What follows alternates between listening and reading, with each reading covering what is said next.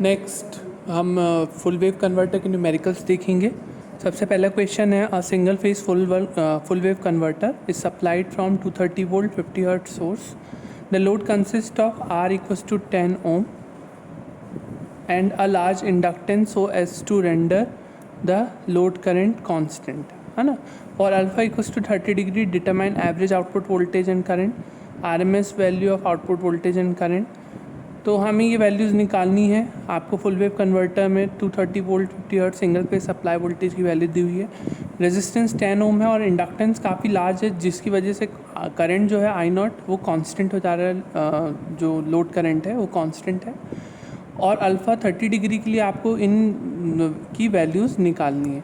तो single phase full wave converter जब हमने RL लोड पढ़ा था सबसे पहले, तो उसमें V नॉट की वैल्यू आई थी 2Vm/पाई कॉस अल्फ़ा। तो V नॉट इक्वल्स टू क्या हो जाएगा, Vm को हम क्या लिख सकते हैं, सोर्स वोल्टेज में यहाँ पे हमको Vs की वैल्यू दी हुई है, Vm की तो दी नहीं, Vs की वैल्यू दी हुई है 230 वोल्ट। तो Vm को हम लिख सकते हैं √2 इंटू Vs, है ना। तो 2 इंटू √2 इंटू 230/पाई cos alpha, alpha equals to क्या है 30 डिग्री।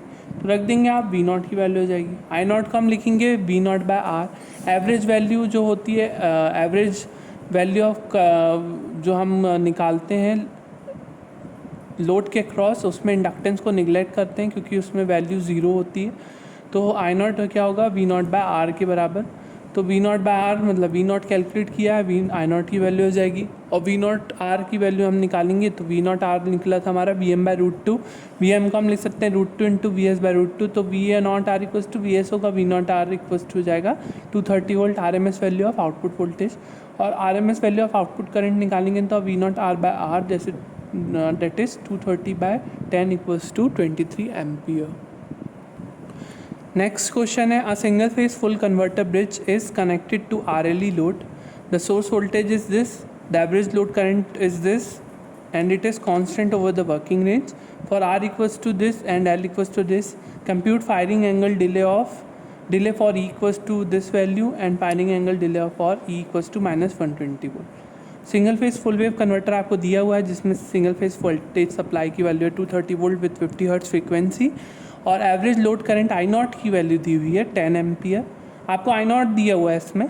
और अब आपको बोल रहा है कि अगर RLE लोड है आपका, जिसमें R अगर 0.4 ओम हो, L अगर 2 मिली हेनरी हो और E अगर 120 वोल्ट हो, तो उस केस के लिए अल्फ़ा फायरिंग एंगल अल्फ़ा की वैल्यू क्या होगी, और E इक्वल्स टू -120 वोल्ट हो तो फायरिंग एंगल अल्फ़ा की वैल्यू क्या होगी। अब हम सबसे पहला केस लेते हैं, E इक्वल्स टू अगर 120 वोल्ट हो तो फायरिंग एंगल अल्फ़ा की वैल्यू क्या होगी। V नॉट एवेल्यूएट किया था हमने फुल वेव ब्रिज रेक्टिफायर में, V नॉट इक्वल्स टू 2Vm/पाई कॉस अल्फ़ा। V नॉट क्या है, output voltage, average output voltage. Inductance के क्रॉस वैल्यू ज़ीरो होगी एवरेज आउटपुट वोल्टेज की across inductance, because it does not consume, it does not dissipate power, है ना। तो average value of voltage across inductance क्या होती है, ज़ीरो।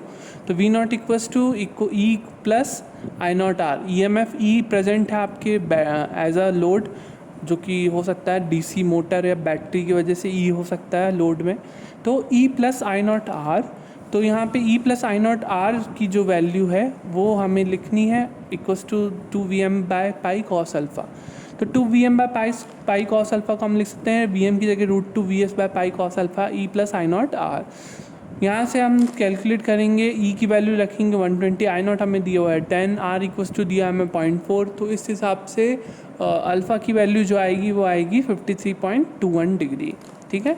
अब E की वैल्यू अगर 120 वोल्ट है, मतलब पॉजिटिव ऊपर नीचे नेगेटिव, तो ध्यान रखें जो आपकी पावर सप्लाई होगी हमेशा फ्रॉम सोर्स टू लोड होगी for positive value of E। अगर वैल्यू अगर नेगेटिव होती है, तो नेगेटिव वैल्यू अगर E की होती है तो जो हमारा कन्वर्टर है वो एक रेक्टिफायर की तरह नहीं, एक इन्वर्टर की तरह कार्य करने लगता है, क्योंकि पावर फ्लो जो है वो फ्रॉम लोड टू सोर्स होने लगता है। तो जब हम E की वैल्यू -120 वोल्ट रखते हैं तो उस केस में -120 आपको रखना है, तो अल्फ़ा की वैल्यू देखना 124.1 डिग्री आएगी। तो आप ये कैलकुलेट करें खुद से ये कैसे आई ये वैल्यू। और इसके साथ ये आप देख रहे होंगे अल्फ़ा यहाँ पे 90 डिग्री से ज़्यादा है, तो जनरली 90 डिग्री तक जो होता है वो ऑपरेटिंग मोड जो होता है रेक्टिफायर वाला मोड होता है, और अल्फ़ा अगर ग्रेटर देन 90 डिग्री पे आप जाते हैं तो वो इन्वर्टर मोड शुरू हो जाता है। इन्वर्टर मतलब डीसी कन्वर्जन टू एसी, इस प्रकार से होने लगता है, रिवर्स ऑपरेशन चलने लगता है। तो इसलिए ई की वैल्यू नेगेटिव वैल्यू ई के लिए और साथ में अल्फ़ा ग्रेटर देन 90 डिग्री के लिए जो हमारा कन्वर्टर सर्किट है वो एक इन्वर्टर सर्किट की तरह कार्य करने लगता है। ये बहुत सिंपल क्वेश्चन है। आर एल ई की वैल्यू इसमें भी दी हुई है आपको, और एसी सोर्स वोल्टेज की वैल्यू दी हुई है। कंटिन्यूस कंडक्शन के लिए average value of load current निकालिए for firing angle delay of 50 degree, है ना। तो ध्यान रखें, अब जो केस है वो आर एल ई लोड का है ना। तो यहाँ पे जो प्रीवियस केस में हमने जब आई नॉट लिखा था, इसके हाँ आई नॉट जो यहाँ पर लिखा था हमने लिखा था वी नॉट बाय आर। तो यहाँ वी नॉट बाय आर इसलिए लिखा था क्योंकि ये आर एल लोड था। तो आर एल लोड में यहाँ पे ई नहीं था, ध्यान रखें, परंतु जो आर एल ई लोड होगा वहाँ पे ई प्रेजेंट है। यहाँ पर इस लोड में आर एल ई लोड दिया है, ना कि आर एल। तो ई प्रेजेंट है, ई प्रेजेंट है तो ध्यान रखें V not minus E by R हो जाएगा, ठीक है। तो अल्फ़ा क्या है 50 डिग्री, 90 डिग्री से कम है ना। तो 90 डिग्री से कम है तो ईएमएफ की जो पोलैरिटी होगी वो सपोज इस प्रकार से होगी। और आई नॉट का आपको लिखना है तो कैसे लिखोगे, वी नॉट माइनस ई, ये पूरा वोल्टेज होता है वी नॉट, और यहाँ पे आपका एल भी है आर भी है, तो ये पूरा वोल्टेज होता है वी नॉट। तो आई नॉट जब हम लिखेंगे यहाँ पे तो आई नॉट क्या लिखेंगे हम, वी नॉट में माइनस ई बाय आर, और एल तो एल के एवरेज वैल्यू यहाँ पे 0 होती है, तो V not minus E by सिर्फ क्या आएगा आर। तो आपको वी नॉट की वैल्यू निकालना पड़ेगा पहले। तो वी नॉट के लिए फॉर्मूला क्या डिराइव हुआ था, 2Vm by pi cos alpha. यहाँ पे सिमिलरली आप वैल्यूज़ रख देंगे तो वी नॉट की वैल्यू आपको मिल जाएगी। और इसी प्रकार से आई नॉट की वैल्यू जब हमको निकालना है तो V not minus E by R करेंगे और आई नॉट की वैल्यू आपकी इस प्रकार से मिल जाएगी। मंडे को टेस्ट रहेगा आप लोगों का, तो टेस्ट में आपको क्वेश्चंस दिए जाएंगे जिसमें आपको डायरेक्ट आंसर लिखना पड़ सकता है, और हो सकता है कुछ वेब फॉर्म बनाने को बोल दें आपको, तो आपको फ़ोटो खींच के इमेज के फॉर्म में उसको अपलोड करना पड़ सकता है क्वेश्चन में। तो ध्यान रखें, वेब फॉर्म प्रैक्टिस कर लें, न्यूमेरिकल्स कर लें, और फर्स्ट चैप्टर में सारी थ्योरी पढ़ लें। उसमें से आपको हो सकता है कुछ भी चीज़ कोई भी छोटी टर्म या कुछ भी शॉर्ट आंसर टाइप क्वेश्चन में भी आपसे पूछा जा सकता है 1 वर्ड आंसर में, और उसमें आपको करेक्ट आंसर टाइप करके लिखना पड़ेगा। तो उस चीज़ के लिए प्रिपेयर रहें और पढ़ लें, है ना।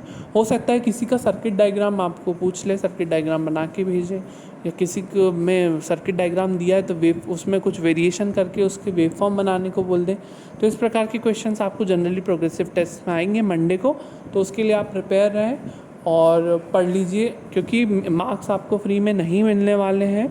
मार्क्स के लिए आपको प्रैक्टिस करनी पड़ेगी और मार्क्स स्कोर करने पड़ेंगे, अदरवाइज़ आप एब्सेंट है तो भी 0 मार्क्स जाने वाले हैं, और जितने आपके मार्क्स आएंगे उसमें भी आपके उतने ही नंबर जाएंगे। फ्री में नंबर नहीं मिलेंगे, नेट पैक नहीं है तो नेट पैक डलवाइए। ये प्रॉब्लम्स नहीं बताइएगा कि नेटवर्क नहीं है या मोबाइल नहीं था, इस प्रकार की प्रॉब्लम नहीं आना चाहिए, क्योंकि 2 बार आपको व्हाट्सएप में भी बता दिया गया है और इसके साथ साथ क्लासरूम में भी अनाउंसमेंट हो चुकी है। अभी तक किसी ने बताया नहीं है कोई प्रॉब्लम, तो मंडे को मैं ये मान के चलता हूँ कि किसी को कोई प्रॉब्लम नहीं है और आप लोग टेस्ट के लिए रेडी हैं।